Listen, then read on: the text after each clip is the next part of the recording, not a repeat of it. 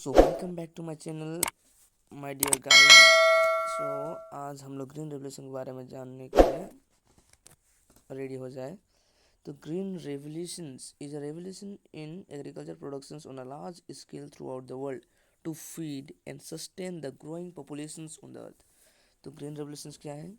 ये एक रिवॉल्यूशंस ये क्रिएट हो गया था पूरा, यानी वर्ल्ड में ही क्रिएट हो गया था पूरा अर्थ में, कि जो ग्रोइंग पॉपुलेशंस, जो पॉपुलेशन जितना यानी तेज़ी से जो बढ़ रहा था वर्ल्ड में, यानी पूरा अर्थ में जो जितना तेज़ी से जो पॉपुलेशन बढ़ रहा था, उतना तेज़ी से जो एग्रीकल्चर प्रोडक्शन में, यानी एग्रीकल्चर सेक्टर्स में जो प्रोडक्शंस बहुत ही कम था, यानी वो बहुत ही कम, बोलने से बहुत ही कम। तो इसीलिए या ग्रीन रिवॉल्यूशंस ये vital role, it's plays a vital role in 1968, यानी 1968 का पहले बहुत ही वाइटल रोल खेल रहा था।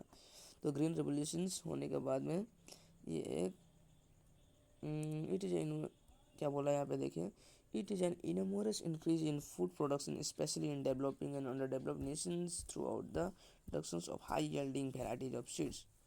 तो जो पहले का, तो आप लोगों को पता होगा कि पहले का जो आदमी, जो पहले का जो मैन सब था, जो पीपल सब था, मास, वह लोग क्या कर रहे थे?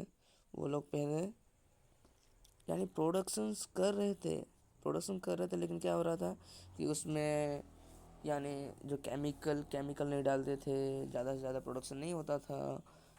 कीड़ा मकोड़ा आकर खा देते थे, ख़त्म हो जाता था, फिर बहुत से यानी ख़राब हो जाता था, और जो प्रोडक्शन बहुत ही कम होता था इसके कारण से। तो इसके कारण से प्रोडक्शन कम होने के कारण से मार्केट में बहुत ही कम चीज़ों की सप्लाई होता था। तो इसके कारण से इसका जो डिमांड बहुत ही ज़्यादा था। तो हम लोग इकोनॉमिक्स में नहीं जानने वाले हैं, तो हम लोग यहाँ पे पढ़ रहे हैं। तो क्या है कि इसी कारण से जो एक न्यू क्रॉप्स यानी न्यू सीड्स निकाला गया था इस ग्रीन रेवोल्यूशन के बाद में, ये था एक हाई यील्डिंग वेराइटी सीड, यानी HIV सीड्स कहते हैं इसे, शॉर्ट नेम है।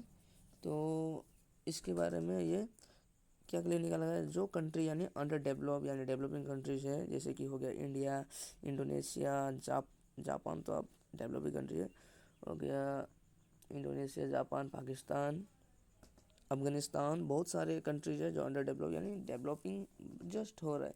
तो ये लोग के लिए ये क्रॉप्स बना गया, क्योंकि जो कंट्री यानी डेवलप नहीं रहते हैं, वो कंट्री में यानी पॉपुलेशंस बहुत ही ज़्यादा मात्रा में रहता है। तो इसी कारण से ये हाई यील्डिंग वेराइटी सीड्स यानी बनाए गए थे। तो एक्सपेरिमेंट के द्वारा, तो applications for modern agriculture techniques such as the increase in the use chemical fertilizer, insecticides and pesticides and irrigation